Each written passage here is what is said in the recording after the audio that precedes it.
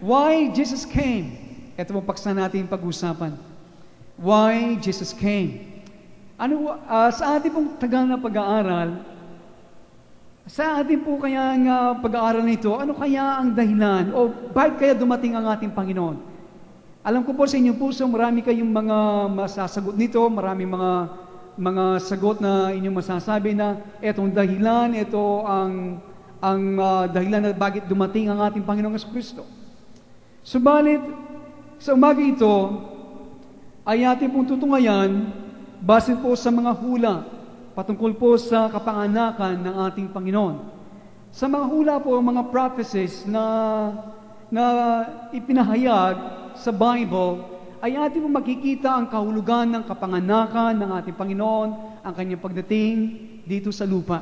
Kaya sa mga hulang ito ay ating pong makikita ang ilang mga dahilan o bakit dumating ang ating at isinilang ang ating Panginoong Yesus dito sa lupa. So, sa mga hulang ito, the prophecies, ay ating makikita, gaya na kinasabi, ang meaning of Christ's birth. Ang kahulugan po ng kapanganakan ng ating Panginoon. At kagad po, inyo pong papansin, sa mga talatang ito natin babasahin, ay meron pong ilan na mga ine-emphasize o kaidinidin na ating masasabi na nakakagulat. Sa mga talatang ito natin babasahin, patungkol po sa kapanganakan ng ating Panginoong Jesucristo. One is po na ine-emphasize dito po sa mga prophecies, okay? Alam po ninyo, ang ating Panginoon, bago pa siya isilang, daan-daan taon, bago pa siya isilang, ay inihula po ito ng mga propeta, okay? At sa mga hula nilang ito, ay mayroong mga bagay na ating masisilip ang kahulugan ng kanyang pagsilang at bakit siya dumating. Kaya dito, sa kanyang kapanganakan ay meron pong idinidin sa atin na ito ay nakakagulat sa atin at tayo po ay masusupresa kung hindi pa natin ito ay nalalaman. Ang sa po dito ay ang kanyang kapanganakan ay naka-address sa bansang Israel, una sa lahat. Okay? Ito po ay patungkol sa bansang Israel. Christ's coming is addressed to Israel. Ang kanya pong pagdating ay para sa bansang Israel. At tayo po na mga hentil, kukunti pong nabanggit patungkol sa atin. Okay, tayo po itawag hentil, Gentiles. Ito po ang dalawang klaseng tao sa Bible, mga Gentiles at mga Israelita. Okay, if we're not Israelites, we are Gentiles. Okay, tayo po yung mga hentil. So, halos po na kukunti lang po ang binanggit patungkol sa ating mga hentil. Subalit alam po natin, it reminds us that Christianity, basically po, it is Jewish. Okay, ang Kristyanismo po ay, una sa lahat, ito po ay para sa mga Hudyo. Subalit po sa mga huling mga araw nito, habang po ang Diyos ay muling kumikilos, at kanya po dinadala ang kanyang bayan na kanyang pinili sa lupain na kanyang inilagay sila ang bayang Israel. Kaya po mga kaibigan, bilang mga mananampalataya, we need to pray for Israel, okay? Kailangan po tayong manalangin para sa kanila, lalo na po sa kasalukuyan. At sa nakaraan na dekada, ang Diyos po ay ibinabalik niya ang kanyang bayan na ito, the chosen people, the nation of Israel, sa kanilang bayan. Okay, and there are hundreds of thousands of Jews po na nakabalik na sa kanilang sariling bayan. So we need to pray for them. So sa pasimula po, alam natin, ang Diyos ay pinili niya ang mga Hudyo. At tayo pong mga hentil naman ay isinama lamang o dinuktong sa kanila at nakibahagi lamang sa kanila. Okay? So we share with them and we share with their Messiah. At tayo lang po ay nakibahagi sa kanilang Mesiyas. Ito po yung ating makikita sa mga talata po na ating babasahin. So inyo po mapapansin sa mga talatang ito na ating babasahin, mga prophecies po, mga hula patungkol sa kapanganakan ng Panginoon. Ito'y nababagay lamang at naangkop lamang sa bansang Israel. Ang kanyang kapanganakan, His birth is perceived by the prophets po. Ang kanyang kapanganakan, ito po ay naunawan at nakita ng mga propeta para sa bansang Israel. Ang tanong po dito, paano ito nagiging applicable sa atin? Na ang kaligtasan ay na-address lamang sa bansang Israel, ito po ay nagiging applicable lamang sa atin when we are part of Christ. Kapag po tayo naging bahagi ni Kristo, listen, kapag kayo ay naging bahagi at tayo naging bahagi ni Kristo, we are no longer Gentiles. Tayo po hindi na mga hentil. Hindi po nasunod yun? Kapag tayo naging bahagi ni Kristo, hindi na tayo mga hentil. We are part of God's chosen people. Tayo po naging bahagi ng bayan ng Diyos na Kanyang pinili. Okay? Another thing po na ating mapapansin sa mga prophecies ito na ating pag-aaralan, ay yung pong accent, yung pong pagdiin sa patungkol sa kaharian ng Diyos. It talks about the kingdom also. Very little said about heaven. Kukunti lang po ang nabanggit patungkol sa Biblia, patungkol sa kalangitan o langit na ating sinasabi. Kung meron pong binanggit patungkol sa kalangitan, tiyak po na may kanyang matitiyak, ito ay patungkol sa kaharian ng Diyos. Marami sa atin, hindi pa natin nalalaman ang pagkakaiba ng kalangitan at ng kaharian ng Diyos. So ngayon pong umaga, sa tulong ng Panginoon, ito yung ating pag-usapan. So this is the message that is being restored today.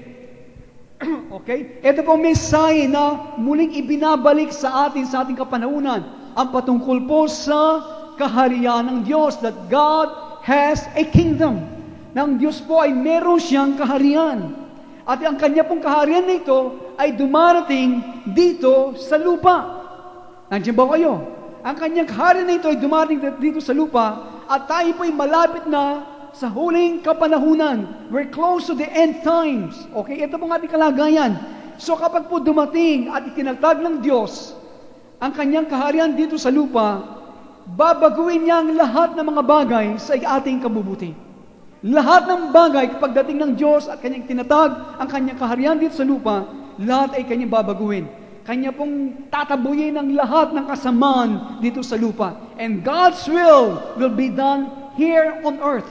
Ang kalooban po ng Diyos ay magaganap at masusunod dito sa sanglibutan ito. Kaya sinasabi po ng ating dinadalangin, Thy kingdom come, di ba? Thy will be done in earth as it is in heaven.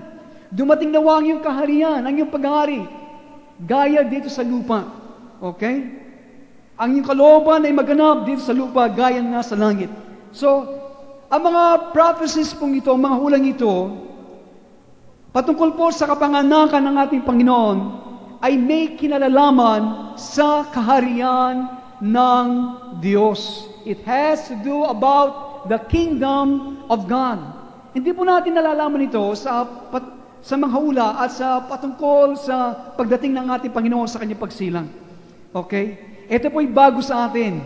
Subat sa ilan sa inyo na matagal na nandito ay hindi na po ito bago, subat marami, at lalo na po sa buong Kristyanismo, hindi mo papansin, hindi ito ganong napapansin at hindi ito ganong pinapaliliwanag ang patungkol sa kaharian ng Panginoon. Kapag ito'y nadinig natin, inisip natin, gaya na kinasabi, tayo po ay kabilang sa mga Jehovah's Witnesses, tayo kabilang sa mga saksi ni Jehovah. Hindi po. Dahil po ang mga saksi ni Jehovah, silang po ang mga grupo na ipinapangaral ang patungkol sa paghahari ng Diyos. So, well, I want you to know po this morning, this is the original gospel message. Ito pong original na mensahe, ebanghelyo, mensahe po ng ebanghelyo na sinasabi na po ng ating Panginoon mismo. Nandiyan ba kayo? Nung siya po nasa lupa, sinabi niya, repent! Si Juan Bautista sinabi niya, repent! Mangagsisi kayo. Bakit? For the kingdom of God is at hand. Sabat malapit nang dumating ang paghahari ng Diyos, ang kanyang kaharian. Kaya mangagsisi kayo, sabi niya. Ito pong original na ebanghelyo mensahe.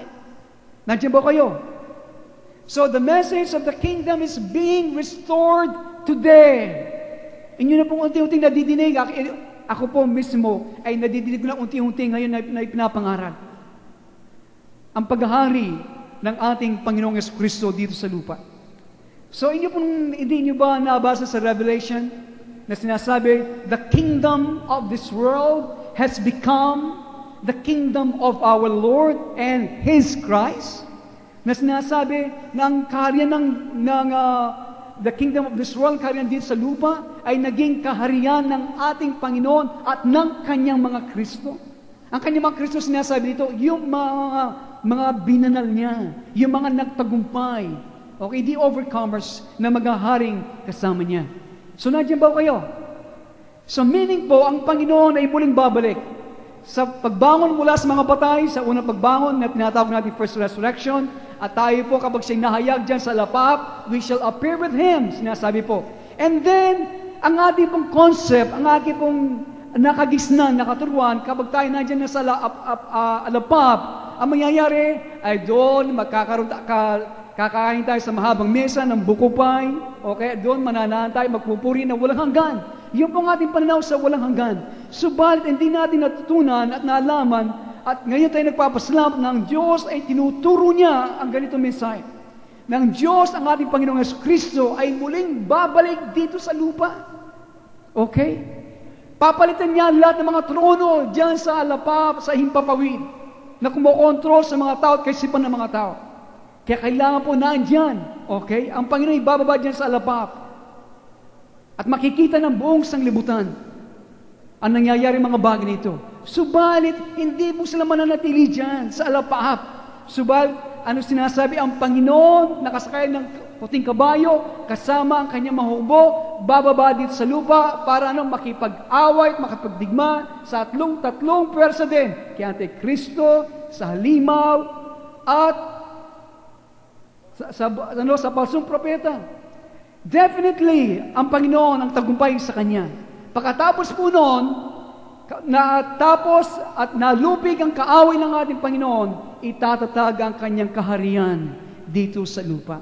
Itatakwil niya at palalabasin ang lahat ng kasamaan dito sa lupa. Kaya sinasabi, siya'y mag-ahari with a rod of iron. Okay? Mag-aari siya sa pamagitan ng Kanyang mga binanal. Okay, kayo at ako, kasama dito sa mga nagtagumpay na formang kaisipan ni Kristo sa kanila, na hindi sila kumikilos sa pamagitan gana ng kanilang mga sarili. Sila ang nakasama maghahari ng ating Panginoong Jesucristo sa loob na tinatawag nilang the kingdom age or the millennial reign, yung 1,000 taon na paghahari ng ating Panginoon. Sa pasimula dito sinasabi sa lahat ng tuod, kaya lahat ng tuod ay luluhod sa harapan ni Kristo sa panahon ito at sa harapan ng kanyang mga binanal. Meron po kayong malaking bagay. At kapag ganito ang inyong pananaw sa inyong buhay Kristiyano, magbabago po ang lahat sa inyong pananaw sa inyong buhay Kristiyano. Amen? Dito po tayo inihahanda. Hindi lang tayo makarating sa langit. Kapag tayo po namatay sa ating kapanahunan ngayon, tayo pupunta sa kalangitan, sa presensya ng Diyos at ni Kristo at kanyang mga binanal, maghihintay. Ang mga binanal, mga apostoles, mga propeta, naghihintay sa atin. Ngayon, hanggang dumating ang tamang mga bilang ng mga overcomers at pagkatapos po noon, sila po'y bababa at maghaharing kasama ni Kristo. Kaya mga kaibigan, dito nyo itutuon ang inyong buong puso at kaisipan, sapagat dito tayo inihahanda ng Diyos. Lahat ng kabalisan, lahat ng pagsubok, dito po patungkol ang mga bagay nito. Lahat po nakaunawa magsabi ng Amen. Amen. So, the message of the kingdom is being restored in our day. So, isa pang bagay na ating mapapansin po dito, listen, okay? Una, it's addressed to the nation of Israel. Second, another thing po natin mapapansin dito, it talks about the kingdom. And secondly po natin mapapansin, thirdly, listen carefully, one other thing po, you will notice po sa mga prophecies ito na ating pag-usapan, is the meaning of salvation. Ang kahulugan po ng kaligtasan. Nandiyan ba kayo? So sa kapanganakan po ng Panginoon, ay niyo papasin dito kung anong ibig sabihin ng salitang kaligtasan. Ngayon po ay sa iba't ibang mga reliyon, may kanya-kanyang pamamaraan na maligtas ang tao. Maraming mga reliyon, sila umaangkin, sila lamang ang ligtas. Okay. Isa po sa mga basihan, listen carefully. Ito po ay aking nadinig. Listen, baka ito rin na madidinig sa atin o inyong madinig na meron nagsasabi, kaya po pala tayo tinawag na mga kulto. Okay, listen carefully. Ito po yung nadinig ko sa mga pastor na nag-meeting at nagsabi, itong dahilan kaya tinawag tayong mga kulto, particularly po ako, okay? Marami pong mga pastor sa akin nadinig, ilang mga pastor dito sa Angeles at iba po sa ibang bansa, sa Pampanga, maraming mga pastor na galit sa akin na hindi pa ako nakita o nadinig man ang pangungusap, mga salita ng ibang mga tao at mga pastor, naggalit na po sa akin. Kahabagan po sila ng Diyos at patawarin sila. Ang dahilan po daw na tayo tinawag na kulto dahil po isa yung pong kaharian na pinapangaral natin, katulad natin ng mga Jehovah's daw, at salamat po sa Diyos, ngayon nasasara ng mga bibig, sapagat ngayon pinapinala mga pastor ang patungkol sa pagdating at paghahari ni Kristo. Okay. Ang ngayon po, dahil po wala na siya sa grupong ito, sabi daw, ang dahilan daw, ang pinakadahilan ba, aking daw pinapangaral na tayo lang daw ang maliligtas. Ayun. Kapag sinabi nga ng isang grupo yon na sila lang daw ang maliligtas, talagang kulto nga. O kisaman, kung hindi ka magpapasok, hindi ka ligtas. Meron nyo akong sinabi ko, tayo lang ang maliligtas. Hindi po. Actually po ang ating paniniwala, sa bawat iglesia, maging sa Katoliko, Protestante, Evangelical, alam ko, mayroong tao na ililigtas ng Panginoon. Yung mga taong gumagawa ng matuwid. Sabi daw, iyon po ang dahilan na tayo tinatawag na makulto dahil daw tayo lang maliligtas sapagkat sinasabi natin, yung magtatagumpay. Ayun, tama po sila doon. Ang maliligtas. Pero binaluktot na po ng binaluktot. Marami mga pastor galit sa akin, hindi pa nakita. O nadinig man ang aking tinig. Mga kaibigan, ngayon po, indinidiin dito kung ano pong meaning ng kaligtasan. Sa atin po, anong ibig sabihin ng kaligtasan? Ano bang ibig sabihin ng kaligtasan? Pumasok ka sa amin, ikaw ligtas na? No. Iyan bang kaligtasan sa atin? Hindi. Yung pong pinag-aaralan ng mga bata sa Sunday School, yung Face of the Lord, yung kapistahan ng Panginoon, 7 po yan. Yan ay ano po, kung tatanungin yung mga bata, yan po ang proseso ng kaligtasan. Kaya po mga bata natin mapalad, alam na kung anong ibig sabihin at kahulugan ng kaligtasan. Nandiyan ba kayo?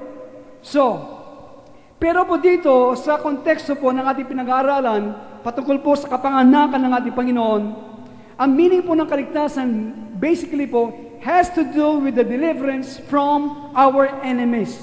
Yan po. Yan po ang sinabi. Kaligtasan mula sa ating mga kaaway. Iyon po ang ibig sabihin ng kaligtasan. Kaligtasan mula sa ating mga kaaway. Listen carefully po. Sa Lumang Tipan, of course, ang mga sumulat nito, the four gospel, sila po ay nasa ilalim ng Lumang Tipan. Okay? The four gospel, sa kapanahon ng ating Panginoon, sila po ay nasa ilalim ng Lumang Tipan. Kaya sinasabi, listen, si Juan Bautista po siyang pinakahuling propeta sa Lumang Tipan. Okay. Now, sa kanila po, ang kalapong kaaway noon sa Lumang Tipan ay mga tao. They are human enemies. Ang kalapong iniisip na kaaway noon ay ang bansang Roma. Okay? Human enemies. Ang dahilan po, ang meaning ng kaligtasan, it has to do the deliverance from our enemies. Now, at kapag po tayo ay nakarating sa muling pagkabuhay ng ating Panginoong Jesucristo, ang ating po makikita, our enemies are no longer human. Pagkatapos na po ng pagkabuhay ng ating Panginoon, ang ating mga kaaway hindi na po mga tao, kundi mga espiritu. They are spirits. Pero under the Old Testament, ang mga kaaway ay mga human enemies. Pero pagkatapos mo ng pagkabuhay na magmuli ng Panginoon, nung siya po ikinasa-alapap, ang ating naging kaaway, hindi na po mga tao, kundi mga espiritu. Yan po sinasabi sa Biblia. Salvation, listen, ang kaligtasan, hindi po yung pagsanib sa ibang iglesia o gawain. Salvation is more a change of what we are than it is a change of place. Okay? Ang kaligtasan po ay yung pong pagbabago. Kung ano tayo sa nakaraan. Kesa ngayon ay pinapangaral, and dinidin ay lalo na, ang kaligtasan po pagbabago ng lugar. Ano yung pagbabago ng lugar?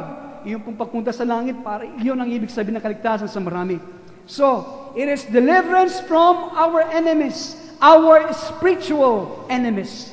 Kaligtasan mula sa ating mga kaaway, mga spiritual na kaaway, na nagsisikap na mapanatili tayo sa ilalim ng pag-iimagsik at sa ilalim ng kasalanan.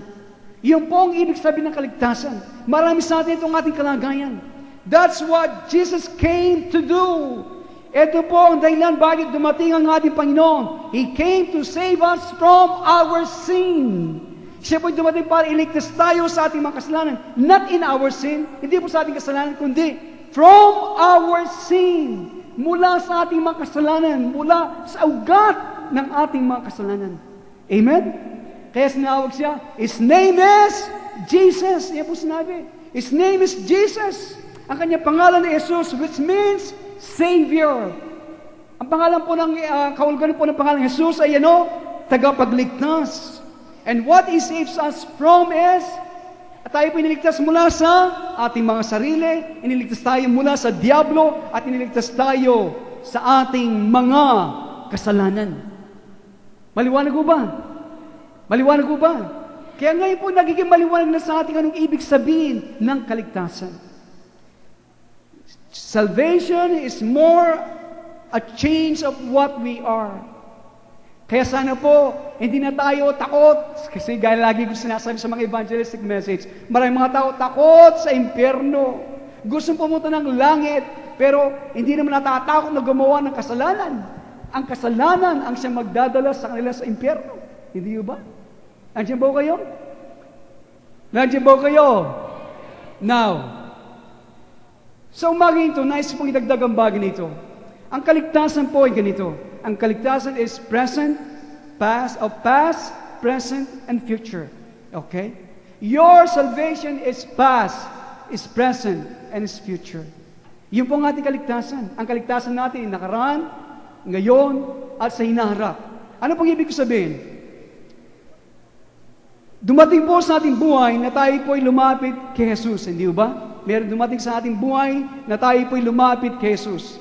Hindi po tayo nag-slide sa Kanya, hindi tayo nag-slide o yung po nadulas sa kaligtasan, meaning na, ako'y ligtas na ngayon. Subalit, meron pong dumating na critical na sandali sa inyong buhay na sinabi mo sa Diyos, Opo, o Diyos, o Panginoon, sa iyo na ang aking buhay. Okay? May dumating na critical na sandali sa inyong buhay na sinabi mo, Panginoon, sa iyo na ang lahat ko ng aking buhay. Okay? Iyan po yung ating ginawa. Hindi ka nadulas at pagkatapos nadulas ka lamang sa kaligtasan at sa pamagitan ng pagtangka mong gumawa ng mabuti, hindi ka naman, ayaw mo na magnakaw, ayaw mo na manigarilyo, ayaw mo na magmura, ng mga bagay, at sinasabi mo, ako'y ligtas na. Okay? Hindi po tayo nadulas sa ganito patungkol sa kaligtasan. Subalit dumating ang oras na sinabi mo, Yes, Lord, sa iyo ko, Panginoon. Sa oras po na sinabi natin, Yes to Jesus, listen, gaya ng ginawa ng marami sa atin, ang nangyari po noon, ikaw po ay nakalampas mula sa kamatayan tungo sa buhay sa puntong yon. You have passed from death to life at that point kapag sinabi, Yes, Lord, sa iyo ang aking buhay. Amen? Sinabi na natin ba ito? Ipinahayag ba natin ito na, Yes, Lord, sa iyo na ang aking buhay. So sa puntong yon, you have passed from death to life. But, that is an initial life. Yun ay isang buhay na pasimula pa lamang. Nandiyan ba kayo? Nandiyan ba kayo? Ang naging problema po sa atin, sa ating mga pangangaral, listen, ang patungkol sa kaligtasan, kapag ating ipinahayag, nilabas tayo, or we have passed from death to life, ang nangyari, ang ginawa sa pangangaral, ito ay ang kanilang tinignan nito na bilang isang ticket. Tignan po ninyo. Tanggapin niyo si Kristo, meron na kayong ticket papunta ng langit. Iyan po naging pananaw ng marami. Ito rin po ang aking pinangaral sa aking mga evangelistic crusade noon, 10 years ago. Okay, kinahabagan po ako ng Panginoon. So, kaya ang naging problema lang po natin sa pangangaral, ito'y tinignan natin na bilang isang ticket. Ang Panginoon naging ticket. Kaya minsan nasasabi natin, natatanong natin, kailan ka ba naligtas? Di ba? Ito'y natanong na sa atin, kailan ka ba naligtas, kapatid? Sasabihin sa iyo, ako'y naligtas 10 taon na nakakaraan. Madadala kita sa lugar kung saan ako naligtas. Ayun. So, alam po niyo, hindi ito ganito na tayo po yung naliligtas. Nandiyan ba kayo? Salvation, gaya ng ating nasa at pinag-aralan po ng mga bata, salvation is a program. Amen? Ang kaligtasan po ay isang programa. Oh, that's good, sister, na kinuha mga bata. Meron bang speaker sa loob ng nursery, boy? Bakit wala? Okay, kailangan ibalik yung speaker, no? Para yung mga bata, inandun sa loob ng nursery. Yun ang purpose ng ating na nursery. Okay, excited track ako. Nandiyan ba kayo? Okay. So, salvation is, ang kaligtasan ba ay papunta ng langit? Kaligtasan ay isang programa. Meaning, sinasabi ng Bible, you have to work out your salvation with fear and trembling. Pagtrabawin mo. Ibig sabihin ng pagtrabawin, tuloy-tuloy na yung ginagawa. You have to do it every day. Kailangan ng iyong kaligtasan, ginagawa mo araw-araw. Okay? You cannot have life yesterday. Ito ang kalagay na marami. Hindi ka pwede makaroon po ng buhay sa kahapon o sa nakaraan. So ang tanong po how many have life today or yesterday? Sino ba? Ilan ba sa atin na mayroong buhay sa kahapon, subalit patay ngayon? Hindi ba? Hindi ka pwedeng makaroon ng buhay sa nakaraan o kahapon Ang buhay po ay ngayon. Subalit ang iba, nabubuhay sa nakaraan, buhay sila kahapon, subalit anong kalagayan natin ngayon? Patay ngayon. So, hindi niyo po nakikita na anong kaligtasan? Anong idea nito? Ang kaligtasan po ay isang that life is a continuing thing. Hindi ba? Ang buhay po ay isang bagay na patuloy. Bakit po kayo humihinga ngayong umaga? Bakit kayo nandito? Bakit kayo nakarating dito? Bakit po kayo humihinga? Bakit kayo nakakahinga? Dahil buhay ka, hindi ba? Bakit nag-ooperate ang metabolism natin? Dahil buhay ka. So ang buhay po ay isang bagay na patuloy na kumikilos atin. Nandiyan ba kayo? So, kaya ito po sinasabi sa Ebanghelyo ni San Juan, in the Gospel of John chapter 6, sabi ng ating Panginoon mismo, remain, you must remain. Manatili kayo sa akin. So, para bakit tayo manatili sa Diyos? Para tayo magbunga. Para tayo magbunga. So, ang Kristyanismo po is the case of bearing fruit. Nais po ng Diyos makita yung bunga sa atin at hindi po tayo magbubunga kung tayo po hindi nakaduktong sa puno. Ang sa pusa nga hindi pwede magbunga ng gana kanyang sarili, hindi ba? Nandiyan po kayo. So, ang Kristyanismo po ay isang pagbubunga. At hindi ka magbubunga ng isang gabi. Ikaw ba ay nagbunga ng isang gabi? Meaning, ikaw ay nagtanim ng isang binil, isang buto, pagkatapos kinabukasan, inaasahan ba isang malaki ng punong kahoy? Hindi po. So meaning, ang ating Kristiyanong kaligtasan, it is a program. So, the gospel is a seed. Tandaan po ninyo, ang ebanghelyo po ay isang binhi. Ang ebanghelyo po na pinapangaral sa marami sa television, isang ticket. No! Ang ebanghelyo po ay isang binhi na itinanim sa atin. Nandiyan po kayo. Kaya kapag ang binhi ang tinanim sa inyong puso, ay kailangan kayong manatili sa ating Panginoong Jesus. You have to remain in Jesus. You cannot be saved yesterday. Hindi ka pwedeng maligtas sa nakaraan o kahapon. Today, kaya sinasabi po ng Biblia, today is the day of salvation. Ito ang araw ng kaligtasan. Not yesterday, today. Ngayon ka. Okay, ngayon ang kaligtasan. Ang tanong, are you saved today? Ikaw ba iligtas ngayon? Or it is yesterday? Are you saved today? Ikaw ba iligtas ngayon o kahapon?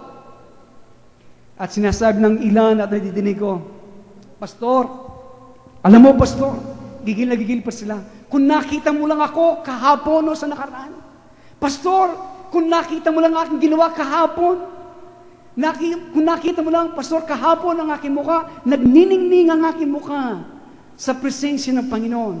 Alam mo, Pastor, kahapon, ito ang aking ginawa. Alam mo, Pastor, kanina sa nakaraan, napakalapit ng Diyos sa aking puso. Alam mo, Pastor, kahapon, ang pinag-usapan po natin, sinasabi ng Biblia, ano ang ngayon sa iyo? What about today? Pero, Pastor, yung kahapon, that's nonsense.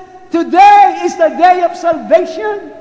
Ito po ang ating pinag-usapan. Ang ngayon, anong kalagayan mo sa harapan ng Diyos? Nandiyan ba kayo? Kaya siguro ang tamang sagot po sa tanong na ito na, are you saved today? Kayo ba ligtas ngayon? Ang tamang sagot po siguro dito ay ganito, I'm working it out. Patuloy ko pinagtatrabahuin ang aking kaligtasan. Ako'y nagpasimula sa 10 taon na nakakaraan. Hanggang ngayon ay pinagtatrabahuan ko pa sa biyaya ng Diyos. Amen? Amen? Siguro tinanong mo at tinatanong ng ilan sa atin, Pastor, sinabi mo, ang kaligtasan ko ay nakaraan, kasalukuyan, at hinaharap. So ang ating kaligtasan po ay hinaharap din. Salvation is future. Inyo pong napagtanto kung kayo po ay nag-aaral ng Biblia, ang napakarami pong mga talata nagsasabi ng ating kaligtasan ay sa hinaharap.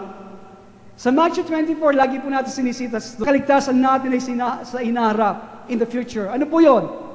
He that endures to the end shall be saved.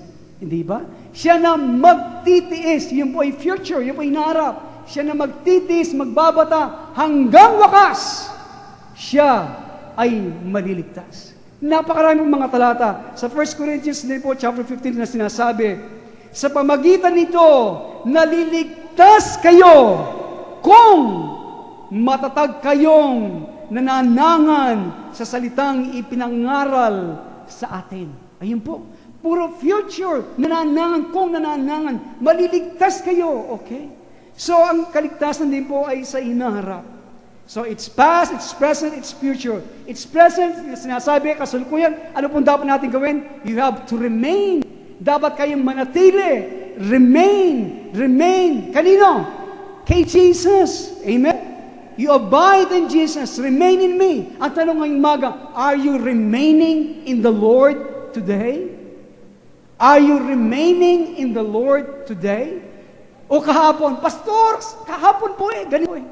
Are you remaining in the Lord today? Kayo ba nananatili sa Panginoon ngayon? Kaya sinasabi po ng Panginoon sa kanyang mga salita sa John chapter 6, eat my flesh, drink my blood. Okay? Kainin niyo ang aking laman, inumin niyo ang aking dugo. Alam natin, this is very symbolical. Ito po ang isang bagay, listen, ito po isang bagay na dapat nating ginagawa sa lahat ng oras. Okay? Itong isang bagay na ginagawa natin dapat, kayong mga Kristiyano tayo, sa lahat, hindi lang po mamaya o sa isang saglit, kundi ito'y ginagawa natin sa bawat oras, kinakain natin ang kanyang laman, iniinom ang kanyang dugo, ito'y ginagawa natin sa lahat ng oras. Nandiyan ba kayo? Kaya sinasabi po na Panginoon sa John chapter 6 verse 57, so he that eateth me, even he shall live by me. So he that eateth me, ano sinasabi ng Panginoon? Kaya po nagulat ng mga Hudyo eh. Ito po ay bawal sa kanilang kautusan na kumain ng laman ng ganito. Okay? Ng dugo. Iminom ng dugo. At sinasabi niya, uminom kayo ng aking dugo. See? Pero sinasabi niya, kailangan natin gawin ito. Nandiyan ba kayo? Ang tanong, Pastor, napakatalinghaga na yung sinasabi. Paano natin makakain ng dugo o makakain ng laman ng Panginoon? Paano natin mainom ang kanyang dugo? So, kaya po tayo makapanatili sa Kanya, ang ibig ko sabihin yan, at gaya na akin sinabi sa inyo, kailangan sa lahat ng oras, ginagawa natin yan, meaning, ganito po natin ginagawa ito. Every time, listen, kinakain natin ang kanyang laman, iniinom ang kanyang dugo, sa tuwing, listen, every time you say no, sa bawat sandali na sabihin mong hindi, kahit walang AIDS, pwede na rin. Ang mahalaga, ginagawa mo. Okay? To the world! Sa sanglibutan. Ngayon po, ang sanglibutan gumagapang sa maraming mga Kristiyano. Nandiyan ba kayo? Lalo na po sa alingasgas ng Kapaskuhan na ito. Nasasabi ang ating Diyos. Ang mga bagay, I tell you, ang pinakamabilis na pumatay sa buhay ng isang Kristiyano ang kanyang pag-ibig sa sanglibutan. Nandiyan ba kayo? So, every time you say no to the world, ang kanyang pamamaraan, okay? Alam po ninyo kapag meron kayong kaibigan, inaanyaya kayo sa mga disco, okay, mag-jamming kayo sa sanglibutan, and if you say no, Alam po ninyo, maraming mga bagay o whatever the challenge is, ano po mga hamon na nasa inyo, and you say yes to Jesus, kapag sinabing oo sa ating Panginoon, you're given more of the body and blood of Jesus. Amen. Ganito natin kinakain ng kanyang laman. Iniinom ang kanyang dugo. Meaning, yun po ay nagiging bahagi tayo ng kanyang laman at ng kanyang dugo. A substance of His substance. Amen? Kapag nasasabi natin, hindi! Subat, oo kay Jesus. Amen? Kapag natin ginagawa yan, mas marami ang dinadagdag sa atin. Which is dramatized in the communion service. Okay? Kaya, ito po ay nakadramatize sa ating pong banal na communion. Dito po sa ating church, ito nga ating kakulangan. Once a month lang tayo nakakaroon ng communion. Imagine po, kumakain lang tayo isang beses sa isang buwan, ano po mangyayari sa atin? Makakaroon po tayo ng sakit, hindi ba? Baka mamatay tayo. So God willing po, gagawin natin twice a month. Twice a month lang, hindi po sapat yan na kumain ng twice a month. Hindi ba kayo po kayo kumain ng twice a month? O kumain lang kayo ng twice a month. Anong mangyayari sa inyo? Mangangayat na si Noel. Oh. Nandiyan po kayo. So, ito po nakadramatize sa communion service. So, every victory you win, bawat tagumpay na inyo pong napapanalunan, gives you the strength for the next one. Okay? Binigyan ka muli ng kalakasan sa mga susunod na mga tagumpay na kailangan natin. But every time, listen, you make a wrong choice. You choose in favor of your love to the world or the desire of your flesh or your personal ambition. Okay. Subalit po kapag ikaw gumawa ng maling pagpapasya at pagpipili at pinili mo yung pabor na makapagbibigay ng lalong pag-ibig mo sa sanglibutan, ang pagnasa ng iyong laman at mga personal na ambisyon mo, alam po ninyo, nawawala yung lakas. Nawawala yung otoridad na nasa iyo na mula sa dugo at katawan ng ating Panginoong Jesucristo. You begin to get sickly. Magpapasimula ka na magiging sakitin. You don't notice that at first po. Hindi mo ito mamamalayan sa una na ikaw bumibigay. Pero it will eventually show up. Daan-daan po makikita sa mga asal, makikita sa mga ugali, makikita sa mga desisyon na alam mo na ikaw ay napasok na, umina na, nagbibigay ka na, bumibigay ka na, nagko-compromise ka na. Nandiyan ba kayo? Nandiyan ba kayo? Lahat ng gising mo sabi ng amen. Praise God. So, basahin po natin ang ating text ngayong umaga. Matthew chapter 1. Kaya ito po ang mga hula patungkol po sa kapanganakan ng ating Panginoong Jesucristo. Matthew chapter 1 verses 18 to 21. Kaya tignan po natin. Ganito ang pagkapanganak kay Jesucristo. Si Maria na kanyang ina at si Jose ay nakatakda ng pakasal, ngunit bago sila nakasal, si Maria natagpuang nagdadalang tao. Ito ay sa pamagitan ng Espiritu Santo. Isang taong matuwid itong si Jose na kanyang magiging asawa, ngunit ayaw niyang mapahiya si Maria, kaya ipinasya niyang iwalayan.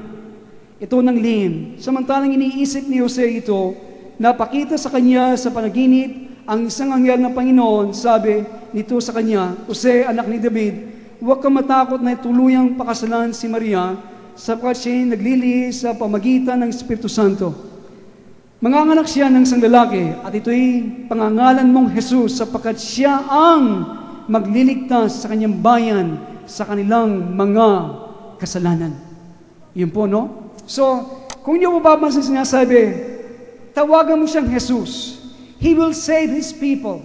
Kanyang ililigtas ang kanyang bayan. His people. So in this context po, sa konteksto po natin binasa, ang kanyang ililigtas ang kanyang mga bayan. Ang kanyang bayan.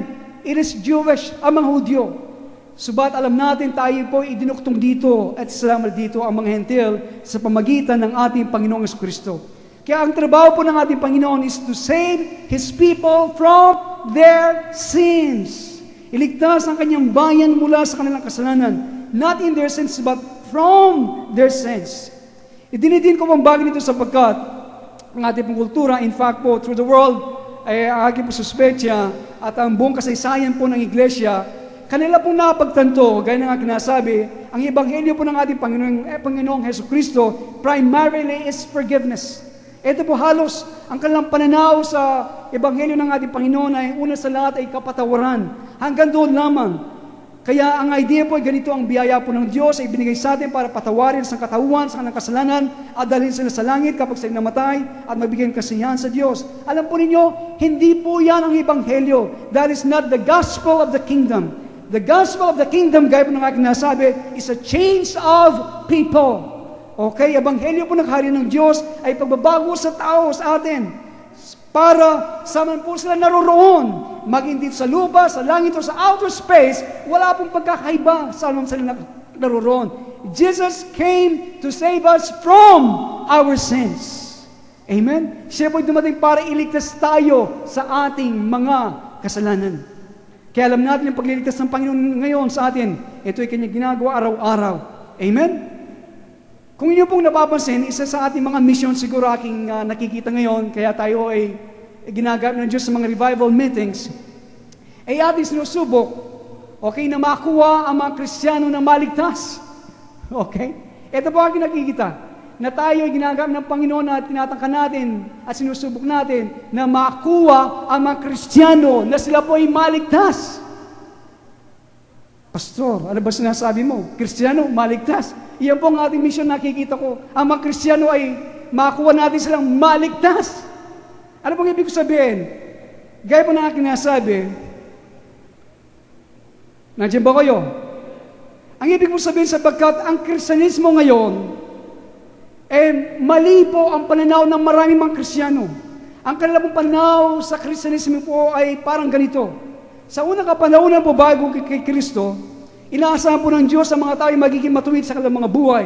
Subalit, ngayon ang panahon ng maraming Kristiyano, nung dumating si Jesus, binago niyang lahat. Okay? Ibinigay niya ang kanyang biyaya. Kaya sa pamagitan ng kanyang biyaya, paglingkuran man ang Diyos o hindi, okay lang. Dahil tayo naligtas sa pamagitan ng biyaya. Ayun. Ito po naging pananaw. Kaya, alam po ninyo, sinasabi ko sa inyo ngayong umaga, hindi po yun ang ebanghelyo ng Panginoon, ng ating Panginoong Jesucristo. Nandiyan po kayo. Jesus came to save us from our sins. Si Jesus dumating para iligtas tayo sa ating mga kasalanan. It's a changed life. Pagbabago ng buhay.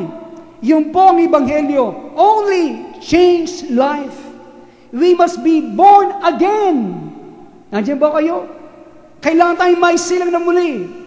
Kaya lang, ginagamit ang mga salitang ito, meaning, kailangan tanggapin mo si Kristo, okay? O kaya, magpahayag ng paniniwala kay Kristo. Alam po ninyo, hindi po ito ang ibig sabihin ng pagiging born again. Hindi ito ang ibig sabihin na tayo maisiling na muli. Sa aklat po ng mga gawa, inyo pong basahin ng mga aklat ng mga gawa. Ang mga gawa sinasabi, ito po ang mga gawa ng mga alagad ng Diyos, sa pamagitan ng Espiritu ng Santo na kumikilos sa kanilang buhay. Kailanman, ang born again was never preached as the gospel. Okay? Ang pagiging born again ay kailanman hindi ito ginamit ng ebanghelyo ng mga alagad ng Diyos. Ni minsan ito ginamit ni Pablo ang term na ito, ang born again. Jesus mentioned ang salitang born again because it has to do about entering the kingdom of God. Ang pagiging born again na ito ay sinabi ng ating Panginoon sapagat ay may kinalalaman sa pagpasok sa kaharian ng Panginoon na sinabi niya, except a man be born again, he cannot enter the kingdom of God. Na hindi siya makakapasok sa kaharian ng Panginoon maliban sa isilang na muli. Subalit, ito'y ginagamit sa pangangaral patungkol sa kaligtasan. Ito po'y ginamit ko halos 10 taon. Patawaran ako ng Panginoon, hindi ko po naunawaan noon. Nandiyan po kayo. Pero hindi po itong ibig sabihin ng ng born again. That is not scriptural. Kasi po, nagbibigay tayo ng idea, ako'y nagbibigay ng idea noon, na kapag ang isang tao nagpasok sa iglesia, sa isang church, pagkatapos patataasan natin ang kanyang kamay, at tayo ay patatanggap natin si Kristo, at anumang gusto natin gawin sa kanila, pagkatapos nun, born again na sila. Hindi ba? Yun ang ating idea, born again na sila, naisiling na sila muli. Alam po ninyo, hindi po yun ang ibig sabihin ng born again. Ang dahilan po na sinasabi ko itong bagay nito, dinitin ko sapagkat ito po'y lumaki ng lumaki at nadidinig natin. At napakarami ngayon, 2.5 na ang born again. Ang mga politician, kaya nung nakaraan na eleksyon, pumasok sa mga gawain Kristiyano, at sinasabi nila, born again din. Nandiyan ba kayo? Kaya maraming mga Kristiyano, mga pastor, nagkikipag-born again na din. Okay. But born again is something that happens to you every day. Ang pagiging born again po, isang bagay nangyayari sa iyo araw-araw. Nandiyan ba kayo? Every day you have to make a decision. Araw-araw kailangan gumawa ng desisyon. Paano po? Halimbawa na lang. Paano ko kayang harapin ang trabaho ito? Paano ko kayang malalampasan ang trabaho ito? Okay. Ano kayang gagawin ko sa trabaho ito? Ano kayang sasabihin ko? Okay. Sa mga tao nagsasabi sa akin, kailangan kang magsinungaling. Kahit konti lamang, kailangan sa putong ito. Kung hindi mo gagawin, hindi ka pwedeng magtagal sa iyong trabaho. Yun ang sasabihin sa atin. Sabang ginagawa naman ng lahat eh. Lahat ay nagdadaya. Lahat ay hindi matapat. Ang mga politiko, hindi nagsasabi ng totoo, hindi totoo. At sinasabi nilang born again sila. Nandiyan ba kayo? So, when you're born again, kapag po tayo naisilang na muli, it means you have been saved from these things. Ang ibig sabihin ng born again, naisilang na muli sa karin ng Panginoon, kapag ang mga bagay nito ay nailikas ka na sa mga bagay nito, na pinipilit ng mga tao na paggawa sa iyo. Each day, as you make a decision. Sa bawat araw, habang ikaw gumagawa ng mga desisyon. At ilan po sa mga bagay na ito na ginagawa ng desisyon napakadali. Subat sa ilan, habang tayo sumusunod sa Panginoon, magpapatuloy sa Kanya, ang ilan po sa mga desisyon na ito sa ating gagawin ay napakahirap. Meaning, kapag ikaw yung nag-decide, baka mawala ka ng trabaho. Kapag nawala ka ng trabaho, discomfort, okay, wala na yung komportableng buhay, at sari-sari mga bagay. Nandiyan ba kayo?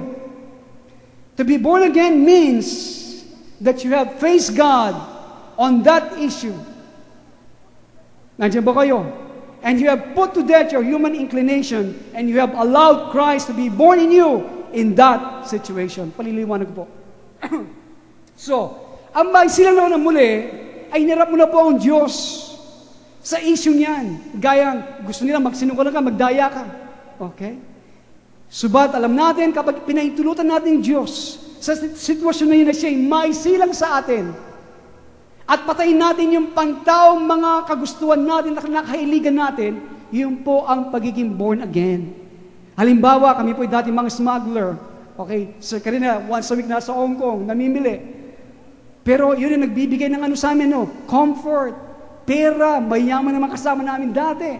Nagsusupply kami dyan. Pero yun ay pinutol ng Panginoon. Sabi niya, sinama ko ang Diyos. Siya ay, sa issue yun, inarap ko ang Diyos. Sinabi ko, Panginoon, ang kagustuhan mo masunod. Kaya, tinigil po namin. Okay? Yung pantaong nakailigan namin, kagustuhan namin, pinatay namin. Sa putong yun, sa issue yun, sa sitwasyon na yun, naisilang ang Panginoon sa aming mga buhay. Amen? Nandiyan ba kayo? Nandiyan ba kayo? Yan pong ginawa ng marami sa atin. Dati nagdi-drugs tayo. Pero yung pantaong kagustuhan natin, pinatay natin, hinarap natin ang Diyos sa issue ito. Panginoon, ikaw na masusunod sa bagay nito. Ikaw maisilang sa atin. Nandiyan ba kayo? At sa maraming pagkakataon, sa ating mga asawa, kapag nag-aaway tayo, lalo pa mga asawa natin kapag malapit ng katapusan ng buwan, dalawa ng ulo niyan. Okay? Hindi mo na maintindihan ng kalang maugali. Pero kapag ikaw pakyabarang mo lang, alam mo na meron silang mga struggles sa kanilang mga puso at sa kanilang mga physical na pangangailangan. Ayang mamatay ka na sa ganitong sitwasyon. Ipapasok mo ang Diyos. Nandiyan ba kayo? Paano ko kaya isipin? Paano ko kaya aantabayanan ng aking asawang maliit na ito, pero terrible. See? Nandiyan ba kayo? Pumapasok ang Diyos, sumisilang ang Diyos sa bawat pagkakataon sa inyong buhay. Nandiyan ba kayo? Iyan ang nice ng Panginoon. It has to happen all the time. Araw-araw. We're being born again. If what we are born into is the kingdom of God. Tayo sinisilang muli sa kaharian ng Diyos. Iyan ang paghahari ng Panginoon sa ating mga buhay. Amen? Okay. Kaya tinawag, you shall call His name, Jesus. Yan ang po sinabi ng anghel kay Maria. Tawagan mo ang kanyang pangalan ni Jesus because He came to save us from what we are. Tayo siya dumating para iniligtas tayo kung ano tayo puno ng pita ng laman, ng kasalanan, okay? At kamunduan at pag-ibig at paglaban sa Diyos. Nandiyan ba kayo? Alam po ninyo, wala akong pakialam kahit na 100 beses na kayo lumapit sa harapan, tumatanggap sa ating Panginoon, nagpapatira pa dyan, umiikin sa balde, nabos na luwa ninyo, hindi pa yun ang kaligtasan.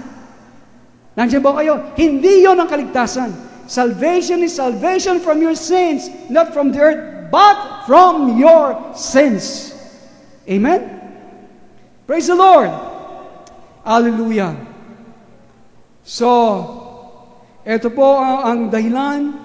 Kaya kung ating pong iisipin, ang lalaki ito na isinilang sa sabsaban, sanggol, lumaki, at napako sa krus. Huwag niyo sanang pahintulutan na mag-isanggol lamang si Jesus sa inyo. Okay? Andiyan ba kayo? Baka meron pa kayong sanggol nandun sa inyong mga paradol. Hindi na po siya sanggol. Siya po yung lumaki na napako. At sa pamagitan po ng kanyang pakapako sa krus, ginawa niya pong posible na tayo makalapit sa Diyos at tayo po maligtas kung ano tayo. Amen? Change, transform, nagbago. If any man be in Christ, ano po sinasabi? There's a new creation. All things have passed away. Behold, all things have become new. All things are of God. Amen ang tanong. Now, how are they in your life? Yan po tanong ko ngayong umaga. How are they in your life? So, sana po naging maliwanag ito. Itutuloy natin sa December 23 ang mga prophecies patungkol po kasama sa kapanganakan ng ating Panginoon. Amen. Tayo pong lahat ay manalangin.